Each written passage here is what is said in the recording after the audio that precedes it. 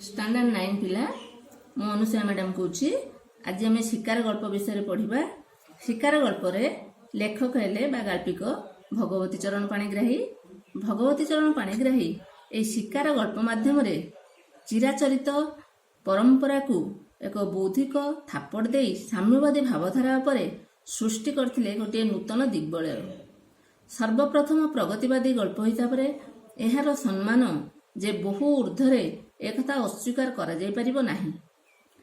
सामाजिक अविचार विरुद्ध रे जे पुंजीभूत विद्रोह प्रति मुहूर्त अवदमित होई रहुची ताकू बहिप्रकाश करबा ही गाल्पिकंकर प्रधान उद्देश्य। गल्पटी रे शिल्प नैपुण्य और परिवेशन परिपाटी प्रति सजग होइथिबारु एहा एक अद्वितीय सृष्टि होई परिछि। हातुड़ी ओदा जंगली झड़ जीवनर समाधि एवं मिश्रंक कोप आदि गल्पर से थिले यशस्वी रूपकार। ए शिकार गल्पटी रे घिनुआ बोली एक शिकारी ताहारी विषय रे लेखा जाइछि एवं आमे ए गल्पटी को लाइन अनुसार न पढ़ी मु केवल तार स्टोरीटी को कहि दउछि। कौन ना घिनुआ थिला जने सरल आदिवासी बणुआ सांताल। छंद कपट से जानेनी। शरीर रे तार असुरर बड़। तार अंचल रे से जने बड़ शिकारी हिसाब रे विख्यात थिला। तार प्रथम अस्त्र थिला निजर हाथ तियारी धनुषर। एही धनुषर साहाय्य रे से केते पशुपक्षी बाघ भालू शिकार करथिला एवं महाबल दुईटी मारी से डेप्यूटी कमिशनर ठार पुरस्कार मध्य पाइथिला। शेष रे गोविंद सरकार नामक जने नष्ट चरित्र तथा गुंडा प्रकृतिर लोक तार स्त्रीर इज्जत लुटिया को चेष्टा करुवा समय रे घिनुआ तार मुंड काटी निजे जाई थाना रे देखाइथिला। भाबिथिला निश्चय किछि पुरस्कार पाइबो, किंतु शेष को से फांसी पाइथिला। सबु बणुआ शिकारी माने प्राय एक प्रकार ढंगरे तीर मारथांती, किंतु घिनुआ जेतेबेले तीर मारे से चित होई सोई पड़े। बाँ पादटी धनुरे लगाई देई कान पर्यंत तीरटी टाणी नहीं छाड़ी दिए। माइलिए दूरରୁ तीर मारी से लाख बिंधि पारुथिला। जने विख्यात शिकारी हिसाब से घिनुआ से अंचल बेस जनाशुना थिला। से अनेक पशु शिकार करथिला, किंतु जेउ दिन से दुईटी महाबल बाघ शिकार करथिला तार साहस और शिकार कार्य निपुणता देखि डेप्यूटी कमिशनर ताकू बेस पुरस्कार मध्य देइथिले। सेदिन रातिरे 30 माइल रास्ता बण जंगल भितर दे दौड़ी दौड़ी घिनुआ बड़ी भोरु एक अद्भुत शिकार धरी डेप्यूटी कमिशनर को बंगला को आसीथिला एवं बंगला को आसिला बेले तार गोटे कांधरे धनुटी झुलुथिला, हाथ रे 2-3टा तीर धरिथिला एवं आ गोटे कांधरे टांगियाटी पड़िथिला। जेतेबेले से आसी पहुंचिला सेतेबेले अर्दली सहित तार देखाला। प्रथमे अर्दली किए ना सरकारी चाकरी क्षेत्र रे चपरासी को अर्दली कहा जाए। से साधारणतः बड़ बड़ हाकिम घरे अर्दली माने थांती। सेई डेप्यूटी कमिशनर को बंगला रे ड्यूटी रे थिबा अर्दली रो मध्य घिनुआ सहित बहुत जनाशुना थिला, काहेकि ना घिनुआर बक्सिस रे से केतेथर अंशीदार होइथिला। तेणु अर्दली ताको पचारला कि शिकार आनिछु। से प्रथमे घिनुआ ए कथा सुनी तार महिला दांत दिधाड़ी देखै दिथिला, किंतु परे उत्तर रे कहिथिला से आज एक मस्त जानवर शिकार करिछि बोली। प्रकृतर हस बोली जहाको कुआ जाए सेपरी हस केही केबे घिनुआ पाखरे बा घिनुआ मुहरे देखि नथिले। से हस कोन जान नथिला।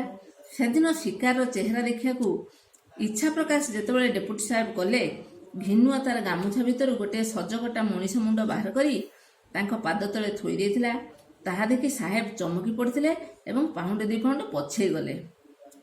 से कटा मुंडटा थिला से अंचल जने अति जनाशुना व्यक्ति गोविंद सरदार। घिनुआ कहवा अनुसार से सेदिन एक मस्त जानवर शिकार करथिला। काहेकि ना गोविंद सरकार जने जानवर बा पशु सहित समान थिला, कारण से अन्य लोकंक धन लूट करी संपत्ति कमैथिला। धनी बोली से मोटर गाड़ी रे जीवा आसिया करथिला।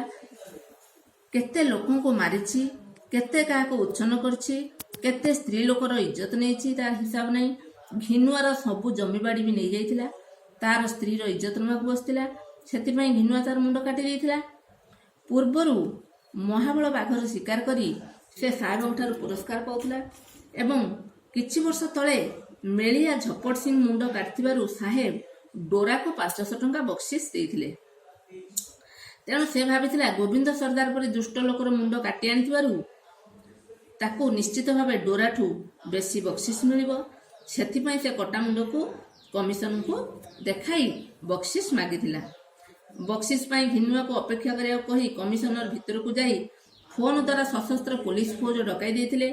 ଏହା ବ୍ୟତୀତ ଘିନୁଆକୁ ଜବତ କରିବାର ଉପାୟ ନଥିଲା, କାରଣ ଘିନୁଆ ଦେହରେ ଥିଲା ଅସୁରର ବଳ ଏବଂ ତା ହାତରେ ଥିଲା ଧନୁଶର ଓ ଟାଙ୍ଗିଆ।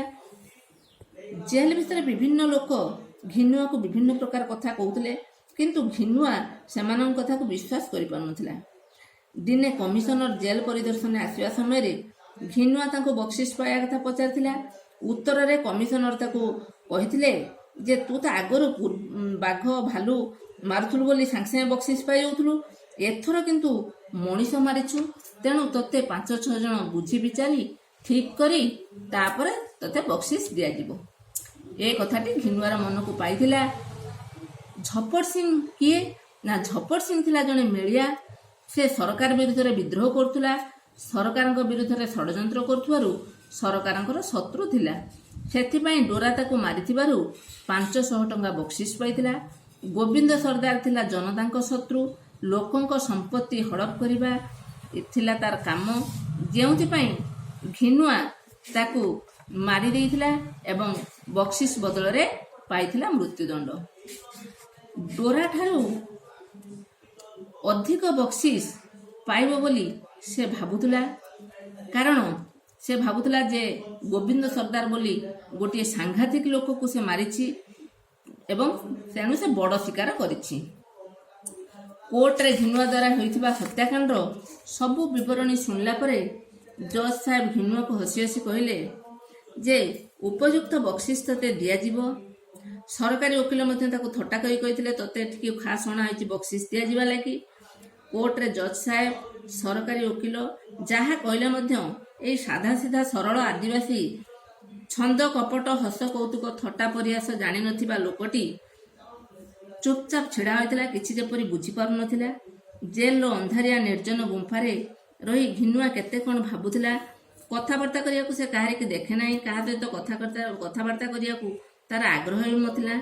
କେବଳ ସେ ଭାବୁଥିଲା ବକ୍ସିସ୍ ପାଇ କେମିତି ଘରକୁ ଫେରିଯିବ। ପୁରୁଣା ପରମ୍ପରା ଅନୁସାରେ ଫାଶୀ ପାଇବା ପୂର୍ବରୁ ଆସାମୀକୁ ତାର ଶେଷ ଇଚ୍ଛା ପଚରା ଯାଇଥିଲା। ସେ ଅନୁସାରେ ଘିନୁଆକୁ ମଧ୍ୟ ଶେଷ ଇଚ୍ଛା ପଚାରିଯିବାରୁ ସେ କହିଥିଲା ଯେ ମୋର ବକ୍ସିସ୍ ଦରକାର। ସରଳ ଆଦିବାସୀ ଶେଷ ପର୍ଯ୍ୟନ୍ତ ଜାଣିପାରିନଥିଲା ତାକୁ କାହିଁକି ଏପରି ପଚରା ଯାଉଥିଲା ବୋଲି। ଫାଶୀ ଦେବା ପୂର୍ବରୁ ଯେପରି ଫାଶୀ ପାଉଥିବା ଲୋକର ମୁଣ୍ଡରେ ଗୋଟିଏ କଳା କନାର ଖୋଳ ପିନ୍ଧାଇ ଦିଆଯାଏ, ସେହିପରି ଘିନୁଆକୁ ମଧ୍ୟ ପିନ୍ଧାଇ ଦିଆଗଲା। ଏଇ ସରଳ ନିର୍ବୋଧ ଘିନୁଆ ସେ କଥାର ପ୍ରକୃତ କଥା ବୁଝିପାରିଲା ନାହିଁ। ଭାବିଲା ଆଖିରେ ଅନ୍ଧ ପୋଟଳି ଦେଇ ହାତରେ ତାର ସୁନା ରୂପା ଢାଳି ଦିଆଯିବ।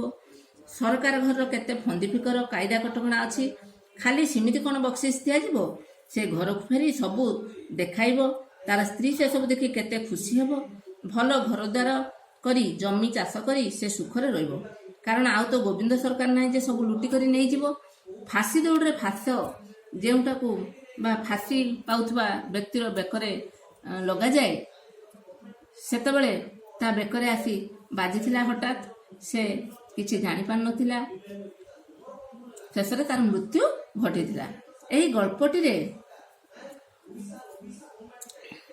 ଘିନୁଆ ପରି ସରଳ ନିଷ୍କପଟ ଆଦିବାସୀର ଚିନ୍ତାଧାରାକୁ, ଆମ ସମାଜର ଆଇନ କାନୁନ ବ୍ୟବସ୍ଥାର ପ୍ରଭାବ କିପରି ସାଧାରଣ ଲୋକଙ୍କ ଉପରେ ପଡ଼ୁଛି ସେ କଥା, ଗୋବିନ୍ଦ ସର୍ଦ୍ଦାର ପରି ଅସାମାଜିକ ଲୋକ କିପରି ନିଜର ଅର୍ଥ କ୍ଷମତା ବଳରେ ନିଜର ଆଧିପତ୍ୟ ବିସ୍ତାର କରି ସାଧାରଣ ଲୋକଙ୍କ ଉପରେ ଅନ୍ୟାୟ ଅତ୍ୟାଚାର କରୁଛି, ଏସବୁ ବିଷୟରେ ପ୍ରାଞ୍ଜଳ ଭାବରେ ବୁଝାଇ ଦିଆଯାଇଛି। ତେଣୁ ତମେ ଏଇ ଗଳ୍ପଟିକୁ ଭଲ ଭାବରେ ପଢ଼ିବ। ଭଲ ଭାବେ ପଢ଼ିଲା ପରେ ତାପରେ ଗଳ୍ପରୁ କୋଶ୍ଚେନ ବାହାରିବ। କ'ଣ କୋଶ୍ଚେନ? ପ୍ରତ୍ୟେକଟି ଲାଇନରୁ ତ ଗୋଟେ ଗୋଟେ କୋଶ୍ଚେନ ବି ହେଇପାରିବ, କିନ୍ତୁ ତମେ ଯେମିତିକି ଝପଟ ସିଂ କିଏ, ତାର ଗୋବିନ୍ଦ ସର୍ଦ୍ଦାର ମଧ୍ୟରେ ପାର୍ଥକ୍ୟ କ'ଣ, ଡୋରା ଠାରୁ ଅଧିକ ବକ୍ସିସ୍ ମିଳିବ ବୋଲି ଘିନୁଆ କାହିଁକି ଭାବୁଥିଲା, ଫାଶୀ ଦେବା ପୂର୍ବରୁ ଘିନୁଆ କ'ଣ ଭାବୁଥିଲା, କଳା କପଡ଼ା ପିନ୍ଧେଇ ଦେବା ଭିତରେ ସେ କ'ଣ ତା ମନେ ମନେ ଭାବୁଥିଲା। ତାପରେ ଗୋବିନ୍ଦ ସରଦାର କିଏ ବା କଟାମୁଣ୍ଡକୁ ଦେଖାଇ ଘିନୁଆ କମିଶନରକୁ କାହିଁକି କ'ଣ ମାଗିଥିଲା, ଘିନୁଆ କିପରି ତୀର ମାରୁଥିଲା, ସେ କିପରି ବିଖ୍ୟାତ ଥିଲା ଇତ୍ୟାଦି ଏଇଭଳି ଭାବରେ କ୍ୱେଶ୍ଚନ ଗୁଡ଼ିକୁ ତମେ ପ୍ରିପେୟାର ହବ ହେଲା। ହଉ ରଖ।